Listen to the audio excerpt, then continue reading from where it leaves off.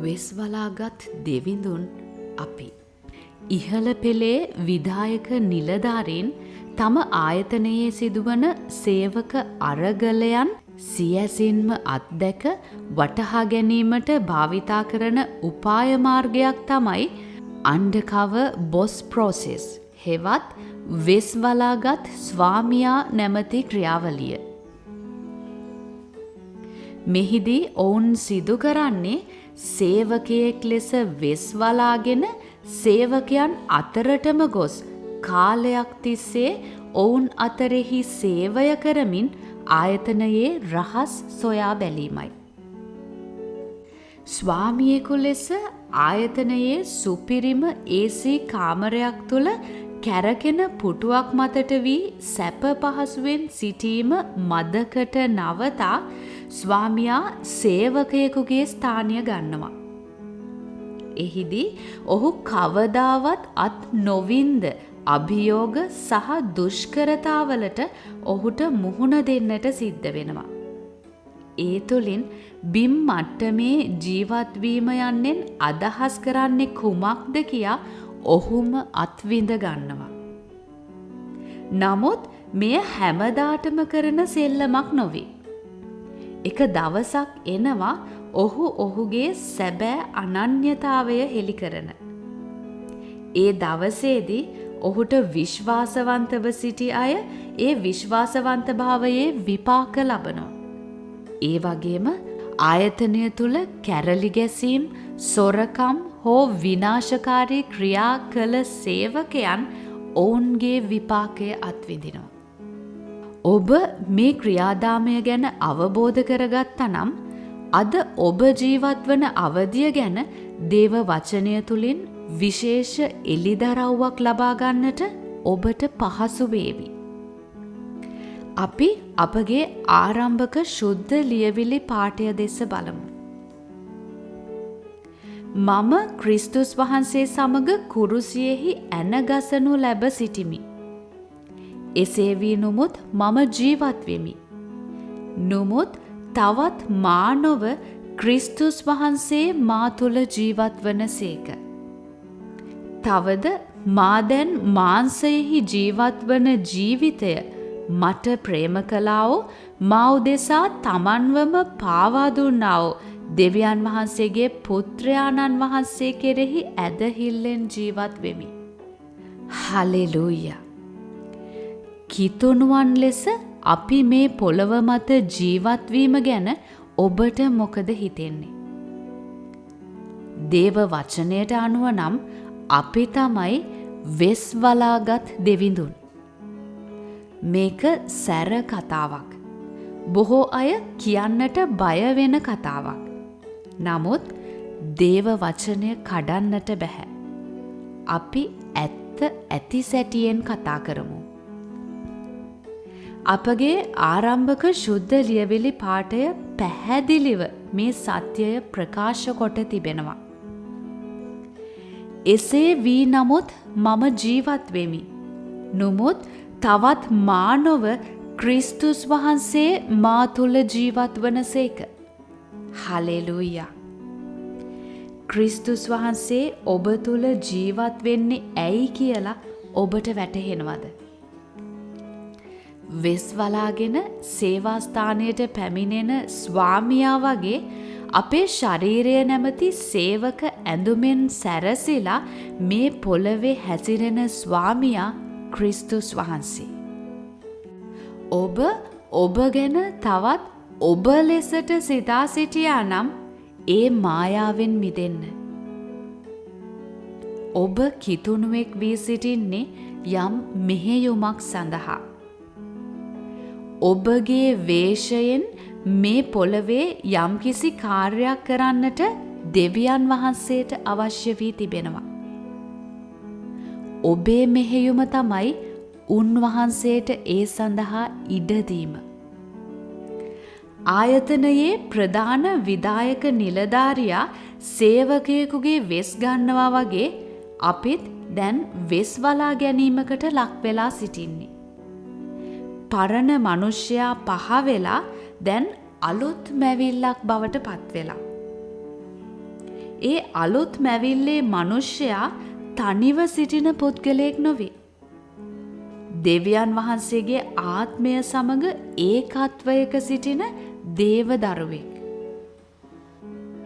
මොහු තුලින් තමයි ක්‍රිස්තුස් වහන්සේ ප්‍රකාශ වෙන්නේ.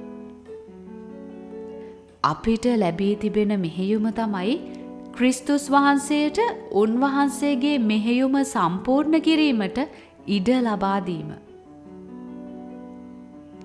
අපි කරන්නට අවශ්‍ය වන්නේ මමත්වය නැතිකොට ක්‍රිස්තුස් වහන්සේට අප තුල පූර්ණ වීමට ඉඩ ලබා දීමයි.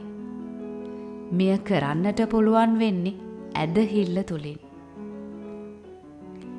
මාගේ දරුවනි, ක්‍රිස්තුස් වහන්සේ නුබලා තුල සෑදෙනතුරු නුබලා නිසා නැවත ප්‍රසව වේදනා විඳිමි ලෙස පාවුලුතුමා පවසන්නේ මේ ගැන. අපි දැන් මදක් ඔබ ගැලවීම ලබන්නට කලින් ජීවත් වුණු ජීවිතය දෙස හැරී බලමු. ඔබ ජීවත් වුණු නිවස, නිවැසියන්, අසල්වාසීන්, ඔබගේ පාසලේ හිතමිතුරන්, රැකියා ආයතනයේ මිතුරන් ඔබට මතක් වේවි.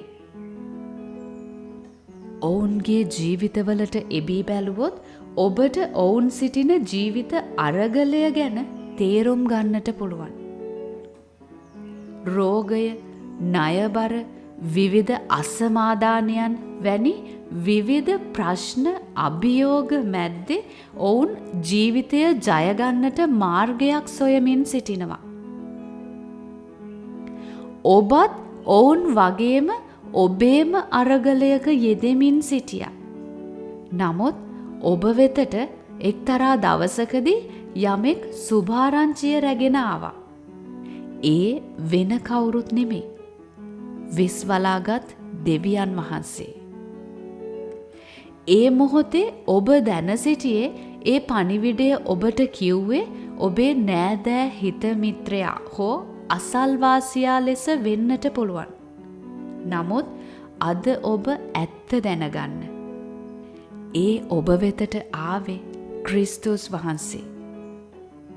ඔබේ මිත්‍රයා භාජනයක් පමණයි. දෙවියන් වහන්සේට ඔබ වෙතට එන්නට ඊටත් වඩා හොඳ ක්‍රමයක් තියෙයිද? ඔබ මෙය තේරුම් ගන්න. විධායක නිලධාරියා සේවකයන් අතරේ රැඳෙමින් ඔවුන්ට ඇති ප්‍රශ්න මොනවද කියා සොයා බලනවා. සමහර සේවකයන් ස්වාමියා ගැනත් වැරදි වැටහීම් වල ඉන්නවා. සමහරු සොරකම් කරනවා. තවත් සමහරු පවුල් ආරවුල් නිසා හෝ රෝගී තත්ත්වයන් නිසා තමන්ගේ රැකියාව හරිහැටි ඉටු නොකර සිටිනවා. ස්වාමියා විදිහට ඔවුන්ට ලංවන්නට සහ ඔවුන්ගේ ප්‍රශ්න සොයා බලන්නට බැරි නමුත් වෙස් බලාගත් පසු සේවකයෙකු ලෙස ඔහුට ඔවුන්ට බොහෝසේ ලංවන්නට පුළුවන්. ඒවට විසඳුම් ලබා දෙන්නටත් පුළුවන්. උන්වහන්සේ දෙවියන් වහන්සේගේ රූපාකාරය දරනසේක් දෙවියන් වහන්සේට සමානව සිටීම තමන් විසින් අල්ලාගෙනම සිටිය යුතු වූ වස්තුවකැයි නොසිතා එය ඉවත් කර දාසයකුගේ ස්වරූපයගෙන මනුෂ්‍යයන්ගේ සමානත්වයට පැමිණිසේක. හලෙලූයා. මනුෂ්‍යයා ගැන දෙවියන් වහන්සේගේ හදවත මෙයයි. ස්වර්ගයේ මුළු මහිමය අතහැර මනුෂ්‍ය කයක් දරාගෙන උන්වහන්සේ පොළවට පැමිණියේ මේ කාරණය සම්පූර්ණ කරන්නටයි. උන්වහන්සේ කුරුසිය මත පූජා වී දින 3කින් නැගිටුනේ උන්වහන්සේ සන්තක සෙනගක් නැගිටුවන පිණිසයි. දෙවියන් වහන්සේට මහිමය වේවා. ඒ සෙනග අතරට අපිත් අයිති. දැන් උන්වහන්සේ මේ පොළව මත හැසිරෙන්නේ අපේ ශරීරයන් දරාගෙන. ආයතනයේ ස්වාමියා හැමදාම සේවකයෙක් වගේ ඉන්නේ නැහැ. දවසක් එනවා ඔහු තමන්ගේ අනන්‍යතාවය ප්‍රකාශ කරන. ඒ දවසේදී විශ්වාසවන්ත සේවකයන්ට උසස් වීම් ලැබෙනවා. වංචාකාරයන්ට දඬුවම් ලැබෙනවා. ඒ වගේම ක්‍රිස්තුස් වහන්සේත් මෙහෙයුම සම්පූර්ණ කොට විපාක ලබා දෙන දවසක් පැමිණෙනවා. ඔබ ඔබවම විමසා බලන්න. ඔබ උන්වහන්සේ ඔබට ලබා දුන් මෙහෙයුම කොයිතරම් සම්පූර්ණ කර තිබෙනවද? ඔබ තුලින් උන්වහන්සේට ප්‍රකාශ වන්නට ඔබ කොතරම් ඉඩ දී තිබෙනවද? මම යහපත් යුද්ධයෙහි යුද්ධ කළෙමි. මම දිවීම කෙලවර කළෙමි. මම ඇදහිල්ල රක්ෂා කළෙමි. මෙතැන් පටන් ධර්මිෂ්ඨකමේ ඔටුන්න මට තබා තිබේ. එය ධර්මිෂ්ඨ විනිශ්චයකාරයා වූ ස්වාමින් වහන්සේ ඒ දවසේදී මට දෙනවා ඇත. මට පමණක් නොවේ, උන්වහන්සේගේ ප්‍රකාශ වීමට ආශාව සිටින්නා වූ සියල්ලන්ටද දෙනවා ඇත. හලෙලූයා. පාවුලතුමා වගේ ඔබටත් මටත් මෙසේ කියන්නට දවසක් පැමිණේවා. ආමෙන්.